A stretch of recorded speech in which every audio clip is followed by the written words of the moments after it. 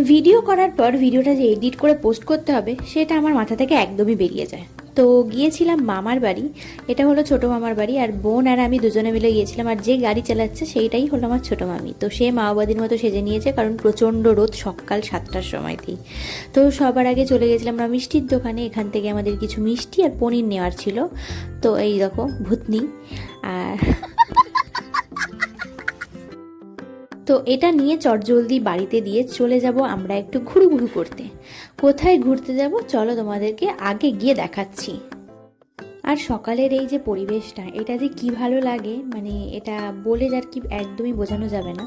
তো সকাল সকাল বেরিয়ে একদিকে তো ভালোও লাগছিল, অন্যদিকে যে এই সূর্য মামা এত ভালো সুন্দর রোদ দিচ্ছিল যেটা আর বলার কথা না। কিন্তু এই চারিদিকের পরিবেশ দেখে মনটা একদম খুশি হয়ে গেছিলো।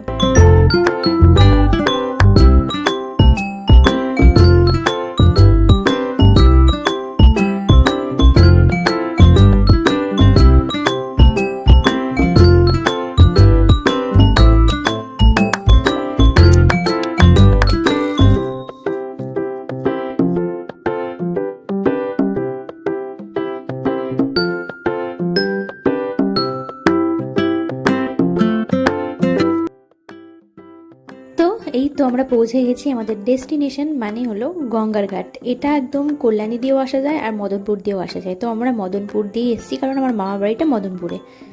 Our Ganga, and this is mental Mohila. This is mental Mohila, and this is our mommy.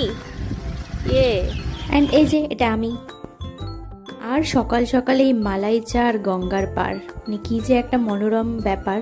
তারপরে আমি আর বোন দুজনে মিলে চড়ছিলাম ঢেকি, আর মামিকে ভিডিও করতে বলেছিলাম, মামি নিজের ভিডিও করেছে, আমাদের ভিডিও করা বাদ দিয়ে। তো তারপরে মামিকেও তুলে নিয়েছিলাম আমার সাথে। আর দেখো মামি কীভাবে ভয় পাচ্ছে, মনে হচ্ছে একটা বাচ্চাও ওর থেকে কম ভয় পায়। তো তারপরে মামা বললো চলো একটু গঙ্গা দিয়ে ঘুরে আসি, মানে গঙ্গার ওপর দিয়ে ঘুরে আসি আর কি। তো নৌকা করে আমরা সবাই মিলে চলে গেলাম গঙ্গার উপরে ঘুরতে।